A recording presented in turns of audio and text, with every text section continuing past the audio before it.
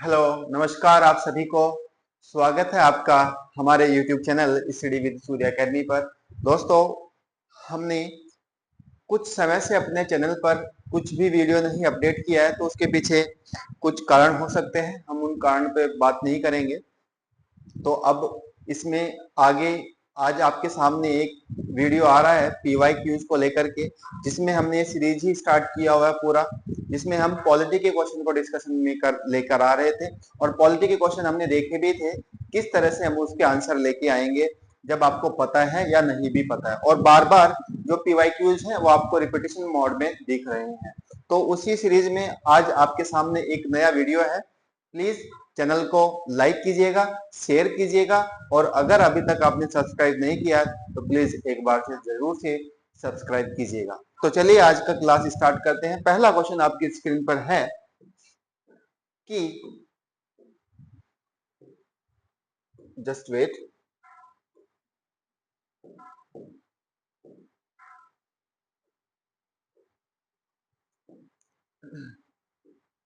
Question बोल रहा है, ये 2008 का क्वेश्चन है। Under which one of the following constitutional amendment act, constitutional amendment act for language were added to the language under the 8th schedule. मैं जिसको बोला कर रहा हूं उसके थोड़ा मार्क कीजिएगा। Of the constitution of India thereby raising their number to 22। आपको पता है इस क्वेश्चन के अंदर में तीन चीजें आपको दिखाई दे रही हैं। एक तो वो शेड्यूल की बात कर रहा है, और उसमें भी कौन सा शेड्यूल 8, जिसमें की लैंग्वेज की बात हो रही है। दूसरा वो बात कर रहा है कॉन्स्टिट्यूशनल अमेंडमेंट एक्ट की, और आगे वो बात करना चाह रहा है लैंग्वेज, भाषा, जो कि मैंने यहाँ पे मेंशन भी किया हुआ है। तो तीन चीजों को उसने मर्ज किया है, और तीन थीम पर मर्ज करने के बाद वो क्वेश्चन आपसे फ्रेम करा रहा है कि भाई बताइएगा चार भाषाएं कौन से संवैधानिक संशोधन के तहत जोड़ी गई। अब क्वेश्चन का आंसर आपके सामने, आंसर से मुझे ज्यादा इतना इंटरफेयर नहीं करना, क्योंकि आंसर तो आपको भी पता है। क्वेश्चन ये है कि आप इस पूरे ही क्वेश्चन को क्या क्या एनालाइज कर पा रहे हैं। तो पहला एनालिसिस तो ये हुआ कि इस क्वेश्चन में शेड्यूल की भी बात कर रहा है, कॉन्स्टिट्यूशनल अमेंडमेंट की भी बात कर रहा है, और भाषा की भी बात कर रहा है। भाषा आप कितनी हो गई कॉन्स्टिट्यूशन में? 22। तो ये क्वेश्चन, इसका आंसर आता है कॉन्स्टिट्यूशनल अमेंडमेंट एक्ट कौन सा? 92nd। ठीक है। तो जो 92वां संविधान संशोधन तहत आपका, उसके तहत भाषाएं जो हुई थी वो 22 हो गई थी, और इसमें कौन सा चार भाषाएं जोड़ी गई थी। ठीक है। और टोटल अगर हम ओरिजिनली बात करें कितनी भाषाएं थी और वर्तमान में कितनी है, प्लीज एक बार कमेंट बॉक्स में मेरे को बता दीजिएगा। और कौन कौन से अमेंडमेंट में कौन कौन सी भाषा जोड़ी है। चलिए ये क्वेश्चन आप इजिली यहां से टैकल कर लेंगे। नेक्स्ट क्वेश्चन आपके सामने है, with reference to the parliament of India consider the following statement. चलिए पहला ये लाइन दे रहा है, a private member bill. Private member bill क्या होता है उसको देखेंगे। Is a bill presented by a member of parliament who is not elected but only nominated by the president of India. Private member का bill का ये मतलब होता है कि कोई भी ऐसा बिल प्राइवेट मेंबर बिल कहलाएगा या प्राइवेट बिल कहलाएगा जिसको मंत्री के अलावा कोई भी पेश करे। ठीक है। वो आपका अपोजिशन का लीडर हो सकता है, या कोई एमपी हो सकता है, या सत्ता पक्ष का कोई एमपी हो सकता है, तो उसको प्राइवेट मेंबर बिल बोला जाता है। ठीक है। यहाँ पे बोला who is not elected but nominated. अरे भाई इलेक्टेड भी तो कर सकता है ना, क्योंकि मेंबर जो बैठेंगे पार्लियामेंट में वो दोनों रहेंगे, इलेक्टेड भी और नॉमिनेटेड भी। तो यहाँ पर उसने बात किया कि इलेक्टेड तो नहीं करेगा, केवल नॉमिनेटेड करेगा। कितना एक्सट्रीम बात कर रहा है ना। दूसरा ये लाइन बोला, रिसेंटली, अभी वर्तमान में, a private member bill has been passed in the parliament of India for the first time in it is history. 2017 का क्वेश्चन है, ये ध्यान से सुनिएगा। 2017, 15, 17, 16 इसमें तो हमने नहीं पढ़ा ना कि भाई कोई ऐसा मेंबर, कोई ऐसा बिल आया है प्राइवेट मेंबर बिल जो पहली बार आ रहा है। फर्स्ट लास्ट ये एक्सट्रीम पॉइंट होते हैं यूपीएससी के, थोड़ा ध्यान दीजिएगा। तो आंसर इसका बन जाएगा डी। फर्स्ट हुआ, लास्ट हुआ, तो इस तरह के जो वर्डिंग होते हैं उस पर थोड़ा फोकस करके आगे करके आप ना, और फिर आगे भी बोल रहा हूं रिसेंटली। ठीक है। तो इस तरह से इसको क्वेश्चन को टैकल करना है। दूसरा, आई होप आपको समझ में आएगा कि कैसे सॉल्व कर रहे हैं। नेक्स्ट क्वेश्चन आपके सामने आ रहा है 2011 का है, जस्ट वेट।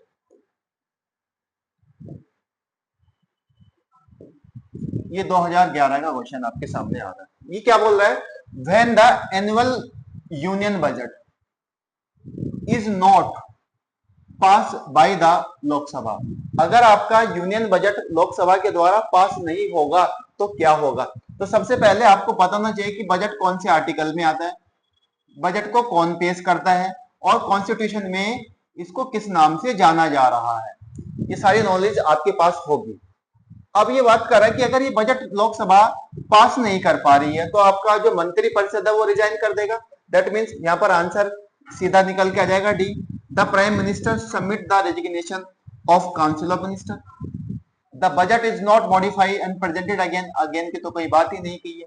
अगर हम बात करें the budget is referred to the Rajya Sabha for suggestion, नहीं, ठीक है, क्योंकि यहाँ पर बात केवल और केवल लोकसभा की हो रही है। The union finance minister ask to resign, पूरी यूनियन मिनिस्टर ही रिजाइन कर देगी, that means council of minister ही रिजाइन करेगी रेदर टू फाइनेंस मिनिस्टर। ठीक है, चले नेक्स्ट आपके सामने एक क्वेश्चन आ रहा है, 2009 का क्वेश्चन है, with reference to union government consider the following statement.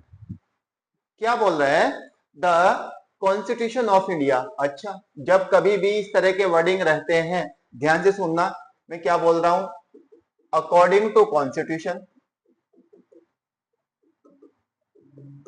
Define in constitution और मेंशन इन कॉन्स्टिट्यूशन।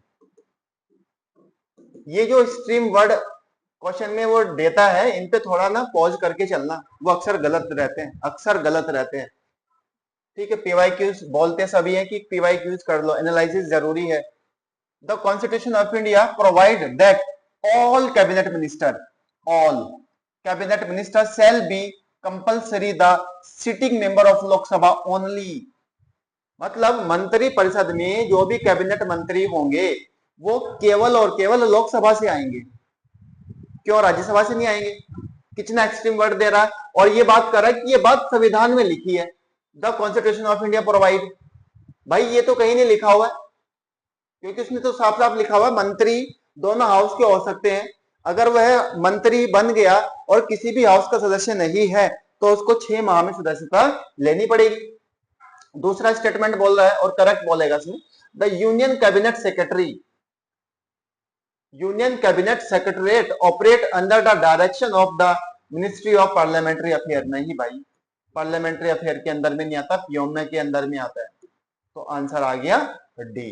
कितना एक्सट्रीम बात कर रहा है ना। चले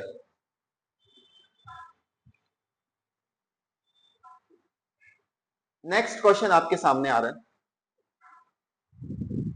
ये 2012 का क्वेश्चन है, regarding the office of the Lok Sabha speaker. Speaker theme भी रहती है यूपीएससी की और क्वेश्चन भी पूछता है। आगे बोल रहा है, he she hold the office during the pleasure of the president. जो स्पीकर होगा वो राष्ट्रपति के प्लेजर पर कार्य करेगा। नो भाई, क्योंकि इसको कौन अपॉइंट करेगा, कहां से लेकर के आएगा ना, elected by the Lok Sabha. Lok Sabha के जो भी सदस्य वही तो इसको निर्वाचित करेंगे, तो राष्ट्रपति का तो कहीं रोल ही नहीं है। तो 1-1 इधर है, दोनों ऑप्शन से बाहर। अब या तो बी थर्ड होगा या नन होगा, तो थर्ड भी देख लेते हैं एक बार। He she intend to resign the letter of his her resignation to address to the deputy speaker. Yes भाई, हमें पता है कि जो स्पीकर होगा वो अपना इस्तीफा डिप्टी स्पीकर को देगा और डिप्टी स्पीकर स्पीकर को देगा। ठीक है, तो ये तो थर्ड बात सही कर रहा है, तो थर्ड बात सही कर रहा है तो आंसर भी यही आएगा। लेकिन फिर भी दो देख लेते हैं। He she need not be a member of the house at the time of his her election but has to become the member of the house within 6 months from the date of his her election. नहीं भाई, अभी बात किया ना, पहला और दूसरा जो स्टेटमेंट है दोनों आपस में एक दूसरे को कॉन्ट्राडिक्ट कर रहे हैं। ठीक है, ये आपको देखना पड़ेगा। वो लोकसभा का मेंबर होगा तो ही वह स्पीकर बनेगा, और अगर वो ये बात कर रहा है कि इसको बाद में बनाना होगा 6 महीने के बाद, ऐसी कहीं व्यवस्था नहीं है। ठीक है, नेक्स्ट यहाँ पे बोला हो पर्पस, ये एक्सट्रीम वर्ड है। पर्पस का मतलब होता है objective of an adjournment motion is. Parliament में जो एडजॉर्नमेंट मोशन आता है उसका ऑब्जेक्टिव क्या है? तो पहले तो हमको ये पता होना चाहिए कि एडजॉर्नमेंट मोशन जो आता है वो इंपोर्टेंस अर्जेंटी के लिए आता है। तो यहाँ पे लिखा हुआ urgent public importance to let the opposition member collect information. No भाई, to allow reduction in the specific amount की तो बात ही नहीं हो रही है। To postpone the proceeding of the check and inappropriate the violent behaviour. No, तो इसके लिए तो कमेटियां बनती है। तो पब्लिक अर्जेंसी के लिए आता है। 50 मेंबर इसमें साइन करते हैं, लिखा भी हुआ है। ठीक है, supported of 50 member.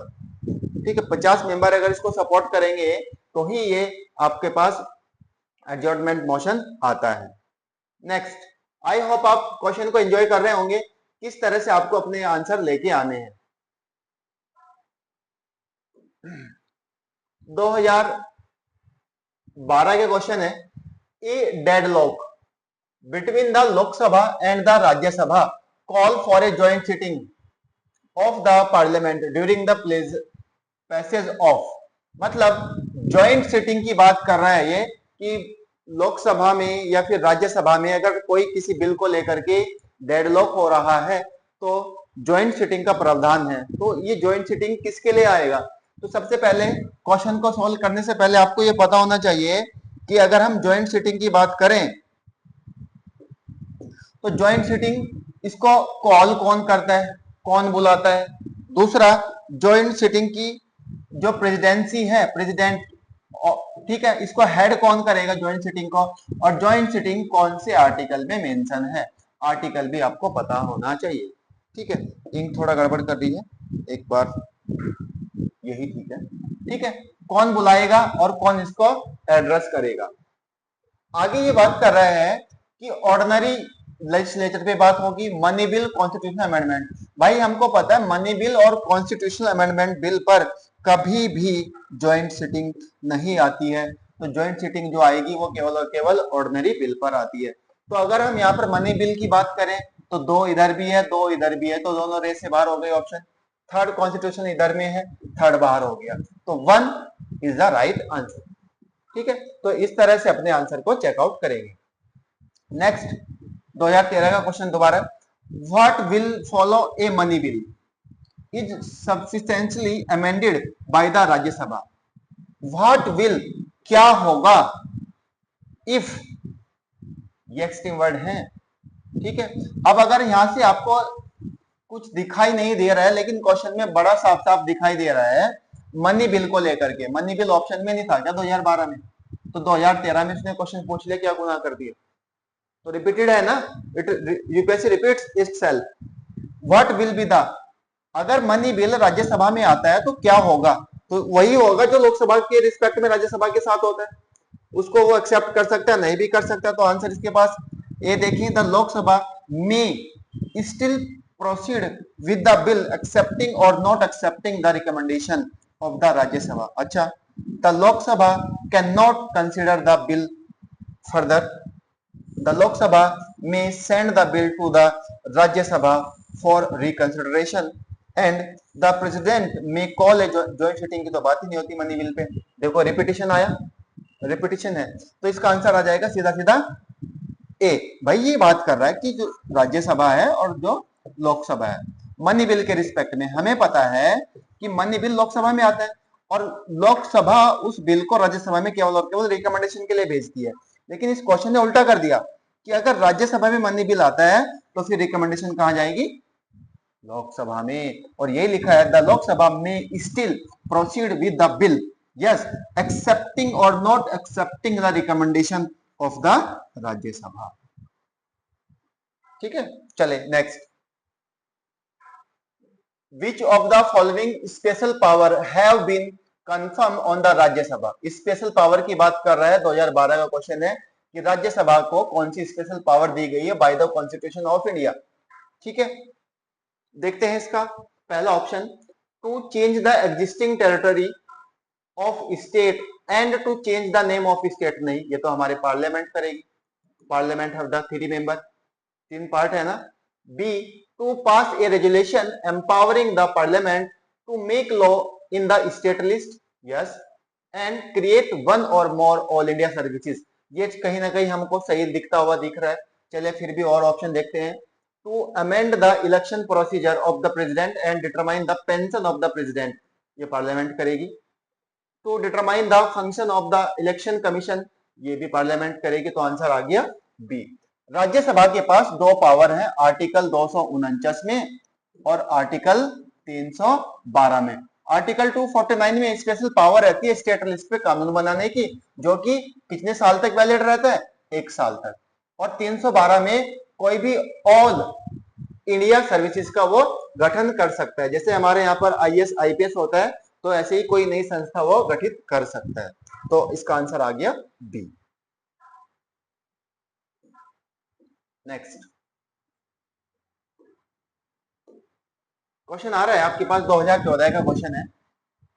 Consider the following statement regarding a no confidence motion in India. No confidence motion, अविश्वास प्रस्ताव, पहले तो पता होना चाहिए लेके कौन आएगा, विपक्ष के लिए पार्टी लेके आएगी और केवल लोकसभा में आएगा। क्यों आएगा लोकसभा में? क्योंकि जो आपके पास काउंसिल ऑफ मिनिस्टर होता है वो रिस्पॉन्सिबल होता है लोकसभा के प्रति, इसलिए उसको लोकसभा में ही लाया जाएगा।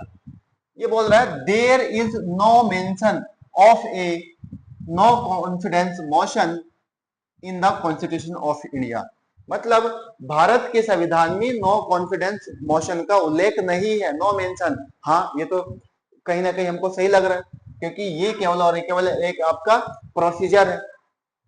ए motion of no confidence can be introduce in the Lok Sabha only, yes हमने देखा है यहाँ पर। तो इसकी बात आ जाएगी सी। यहाँ पर ध्यान देना, जब यूपीएससी स्टेटमेंट फ्रेम करती है ना, तो कैन बी ये जब वर्डिंग यूज करती है तो अपने स्टेटमेंट को ब्रॉड कर देती है। कैन बी हो सकता है, कैन, तो ये आपको ध्यान से पढ़ना है क्वेश्चन को, तो ही इसका आंसर लगाना है। ठीक है, अगेन क्वेश्चन आता है अकॉर्डिंग टू द, देखो फिर से ट्रैप आया है, according to the constitution of India. मैंने बोला था ना अकॉर्डिंग दे दे, मेंशन दे दे, आपका डिफाइन दे दे, ये यूपीएससी के ट्रैप होते हैं। यहाँ पर आपको होल्ड कर देना पूरा। According to constitution of India क्या बोल रहा है? It is the duty of the president of India to cause to be laid before the parliament which of the following, मतलब भारत के संविधान के अनुसार राष्ट्रपति कौन सी रिपोर्टों को संसद के सामने रखेगा? तो फाइनेंस कमीशन की रिपोर्ट रखेगा, पब्लिक अकाउंट, नो भाई ये तो कैग की रिपोर्ट होगी ना। कैग राष्ट्रपति को देगा, राष्ट्रपति संसद में भेजेगा और संसद पैग को देगा, तो ये तो डायरेक्ट नहीं जाएगा। तो दो यहाँ पर है, दो यहाँ पर है, दोनों रेस से बाहर, वन इधर है। तीसरी देखेंगे the report of the CAG, आगे ना कैग, तो थर्ड है ऑप्शन में, आंसर इसका सीधा सीधा आ जाएगा सी। आगे national commission for schedule caste, ठीक है, इसकी रिपोर्ट भी राष्ट्रपति सबमिट करते हैं कहां पर? पार्लियामेंट में। ठीक है, क्वेश्चन समझ में आ रहे होंगे आपको कि कैसे टैकल करने हैं। मैं आपको ट्रैप भी बताता जा रहा हूं और आपको कुछ हिंट भी देते जा रहा हूं कि कैसे आपको अपने क्वेश्चन को इजीली टैकल करना है। नेक्स्ट 2017 का क्वेश्चन है the parliament of India exercise control over the function of the council of minister through, मतलब भारत की संसद के अंदर में जो काउंसिल ऑफ मिनिस्टर है वो रिस्पॉन्सिबल होगी लोकसभा के प्रति, और उस रिस्पॉन्सिबिलिटी को कैसे चेक किया जाएगा? तो इसके लिए हमारे कॉन्स्टिट्यूशन के या हमारा जो संसदीय सिस्टम है उसमें क्वेश्चन हार होता है, क्वेश्चन पूछे जाते हैं। तो यहाँ पर वही बात कर रहा है, एडजॉर्नमेंट मोशन आएगा, क्वेश्चन और होगा, सप्लीमेंट्री क्वेश्चन होगा। ये जो है ये तीनों प्रोविजन हमारे काउंसिल ऑफ मिनिस्टर की कंट्रोल पावर को चेक कर रहे हैं, एक्सरसाइज कंट्रोल। कहीं वह अपने से ऊपर तो नहीं समझ रहा अपने आप को, क्वेश्चन पूछने का अधिकार सभी को है, तो इसका आंसर आ जाएगा डी। सिंपल क्वेश्चन था। 15 पे क्वेश्चन देखेंगे, ये 17 का था, 15 पे चलते हैं। Consider the following statement the Rajya Sabha has no power either to reject or amend a money bill, बात सही है, राज्यसभा के पास तो पावर ही नहीं है, केवल रिकमेंडेशन दे सकता है। तो वन इधर भी है, वन इधर भी है, वन इधर भी है, सी बाहर। ठीक है, the Rajya Sabha can not vote on demand for grant, नहीं समझ में आ रहा, होल्ड रखो, आगे देखो। The Rajya Sabha can not discuss, the Rajya Sabha can not discuss the annual financial statement. Rajya Sabha में कोई भी फाइनेंशियल स्टेटमेंट का डिस्कशन नहीं होगा। डिस्कशन तो हो सकता है बट वोट नहीं होगा, ये ध्यान रखना। तो वोट नहीं होगा तो थर्ड बाहर हो गया, थर्ड बाहर, तो 1 बी, 1 इधर भी है 1 इधर भी है, सेकंड इज बाहर, क्योंकि थर्ड हमने बाहर कर दिया। तो आंसर आपके पास आया बी। तो इसका मतलब क्या हुआ, the Rajya Sabha can not vote on the demand for grants. Article 275 पढ़ना, उसमें ग्रांट्स हैं। ठीक है, तो ये क्वेश्चन समझ में आ रहा है। जब आपको कुछ नहीं आता ना तो होल्ड रखो और दूसरा स्टेटमेंट पढ़ने की कोशिश करो और उसका रिवर्स सोचो कि क्या बोलना चाह रहा होगा। ठीक है, तो यहां तक हमने अभी तक एग्जीक्यूटिव के क्वेश्चन थे उनको देखा। नेक्स्ट क्लास में हम इसका 2017 से 2024 तक के जो भी एग्जीक्यूटिव से पीवाईक्यूज आए हैं उसको नेक्स्ट पार्ट में लेकर आएंगे। मुझे उम्मीद है कि आपको कुछ समझ में आया होगा कि कैसे पीवाईक्यूज को यूज करना है और इन्हीं पीवाईक्यूज को कैसे आपको अपना यूज करके अपने मार्क को या अपनी रैंक को कवर करना है। दूसरा, आपको कोई अगर सुझाव है तो प्लीज अपना सुझाव भी दीजिएगा कि हम आपके लिए और क्या बेहतर कर सके। सीरीज हमारी डिसकंटिन्यू रही है उसके लिए खेद है, बट फिर भी कोशिश कर रहे हैं कि ये प्रॉपर ट्रैक पर आए और अपने चैनल पर प्रॉपर काम करे जाए। ठीक है, तो प्लीज वीडियो अच्छा लगा तो लाइक कीजिएगा, शेयर कीजिएगा और चैनल को जरूर से सब्सक्राइब कीजिएगा और हमारा टेलीग्राम भी जरूर से ज्वाइन कीजिएगा जिसका लिंक डिस्क्रिप्शन में दिया हुआ है। Thank you so much for watching this video. Thank you.